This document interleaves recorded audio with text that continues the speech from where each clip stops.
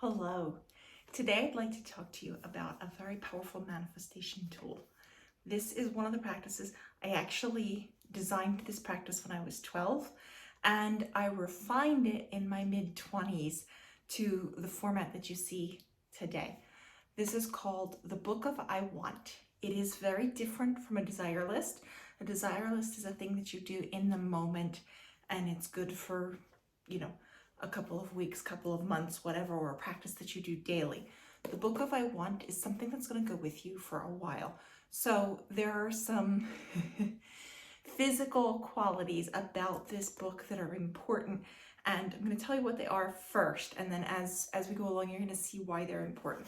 So you want this book to be small, something that you can carry with you. It doesn't have to be expensive. This is like a little Mead notebook. I mean, or Cambridge. Yeah, Cambridge Mead. Nothing special. Buy it at the local 5 and 10 or whatever. The spiral bound is actually really important. Initially, when I was doing this practice, I was working in books with a glued binding, and about 3 months into use, now they were almost full at this point anyway, but the books would literally explode because the glue would just pop from the style of work that you do in these books. So spiral bound, small enough to take with you or stay somewhere special in your house, and have your lines oriented like this, right? There are some notebooks that open this way. That's not going to work for this because of how this practice is done. So to have the Book of I Want, you can start with any kind of ritual, ceremony, candle lighting. You can clean it with salt to remove the negative energy that maybe it picked up along the way in the manufacturing process, and just really make this book yours. At the very least, light a candle when you're doing this work, just to sort of up the energy, because this is one of those high vibe activities that I tell you about all the time. And on the first page, you're going to put a large heart. I want a celebration of acquiring new toys and goodies. I hope that you guys can see this. For me in the camera, it's backwards, hence I had to crane around to read it. On the next page, hand draw a large heart. This, between the first page and the title page, what you're doing is you are setting the intention of this notebook, and you are setting this up as a high vibe space so that when you pick this up, you're automatically going to snap into that high vibe place that you've created for yourself. And then we're going to start the list. We are listing the things that you want, and we're enjoying the process of wanting these things. Wanting things is what lets us know that we're alive. It's what lets us know that we're human. Wanting a thing is the exciting part. Getting the thing is like, woohoo, thrilling for 2 seconds, and then we're done, we're on to the next thing. But the wanting is the juicy part. The wanting is the part where we can daydream about it again and again and again. We can fantasize about it. It fuels us, and it fuels our action. It fuels our goal-oriented movement. It fuels our high vibe practices. It fuels so many good feelings when you enjoy the process of wanting.